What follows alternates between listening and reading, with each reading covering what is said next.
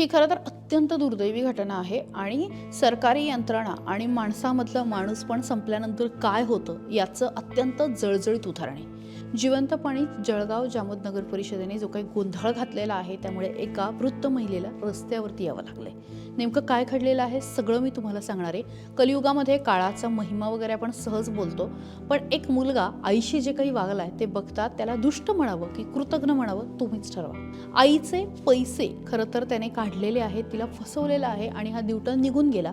वर यंत्रणाही या माऊलीला वयाच्या 75व्या वर्षी वणवण करायला लावत आहे. मी जिवंत आहे, मेलेली नाही असं म्हणत तिला तिचा मृत्यूच्या यातनांसारखा त्रास दिला जातोय. नेमकं काय घडलेलं आहे सगळं मी तुम्हाला सांगणार आहे. जळगाव जामोदमध्ये मुलाने स्वयंघोषित घोषणापत्रावरती जिवंत आईच्या मृत्यूची नोंद नगर परिषदेत केली. म्हणजे नगर परिषदेला त्यांनी सांगितलं की माझी आई गेलेली आहे आणि नगर परिषदेने त्याच्यावरती पण कहर केला. त्यांनी कुठलीही शहानिशा केली नाही आणि आई जिवंत असताना त्या मुलाने सांगितलं म्हणून त्या आईचं मृत्यू प्रमाणपत्र जे आहे ते त्याला दिलं. बरं, इतक्यावरती तो थांबला नाही. त्या मुलाने बँकेमध्ये ते प्रमाणपत्र दाखवलं आणि आईच्या खात्यामध्ये असलेले 10 लाख रुपये स्वतःकडे घेतले आणि वर ते घेऊन तो पसार झाला आणि जिवंत असलेल्या आपल्या आईला रस्त्यावरती सोडले. 75 वर्षीय कौशल्याबाई यांनी बँकेमध्ये चौकशी केली आणि त्यांना जेव्हा कळलं की आपले पैसे जे आहेत तो आपला मुलगा घेऊन पसार झालेला आहे, त्यांना अक्षरशः धक्का बसला. तुम्ही विचार करा, 75 वर्षाच्या महिला आहेत, काय त्यांचं झालं असेल. प्रेमसिंह कमलसिंह राजपूत असं त्या मुलाचं नाव आहे, सगळ्यांनी लक्षात ठेवा.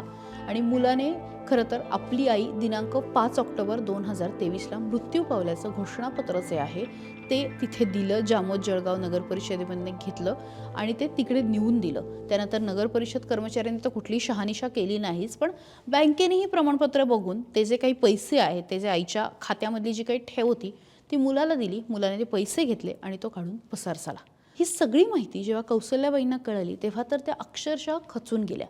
मग त्यांनी नगर परिषदेमध्ये स्वतःच्याच मृत्यूचं प्रमाणपत्र काढण्यासाठी स्वतःच्या नावाने अर्ज केला. वर नगर परिषदेचं इथं संपत नाही, त्यांनी तेही कौशल्याबाईंना दिलं. म्हणजे जिवंत बाईला स्वतःच्याच मृत्यूचं प्रमाणपत्र देऊन टाकलं.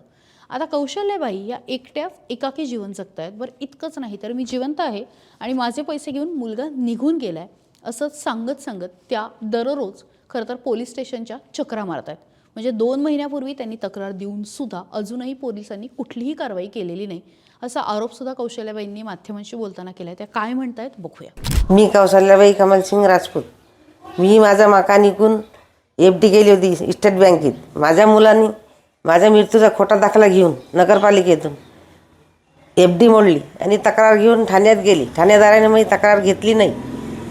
माझ्याजवळ चानस काही नाही, मकान नाही, खायला काही नाही आणि माझी सहायता करावी. म्हणजे यात नगर परिषदेचा भोंगळ कारभार ह्याची तर चूक आहेच. यंत्रणेवर कारवाई व्हायलाच हवी, कारण त्यांनी काही न बघता शहानिशा न करता दाखला दिलेला आहे. पण ज्याच्यामुळे कौशल्याबाईंवरती ही वेळ आलेली आहे तो त्यांचा मुलगा आहे, ज्याला त्यांनी जन्म दिला. त्याने त्यांच्यासोबत झोल केलाय आणि स्वतःच्या आईला जन्मदातीला रस्त्यावरती आणलंय. त्याला शिक्षा मिळायला हवी. या सगळ्याबद्दल काय वाटतंय कमेंट बॉक्समध्ये व्यक्त व्हा आणि सकाळला फॉलो करायला विसरू नका. महाराष्ट्रातील सर्व बातम्यांचे विश्वासार्ह व्यासपीठ सकाळच्या सर्व सोशल मीडिया प्लॅटफॉर्मला लाईक, फॉलो आणि सबस्क्राईब करा. तसंच सर्व नोटिफिकेशनसाठी बेल आयकॉन प्रेस करायला विसरू नका.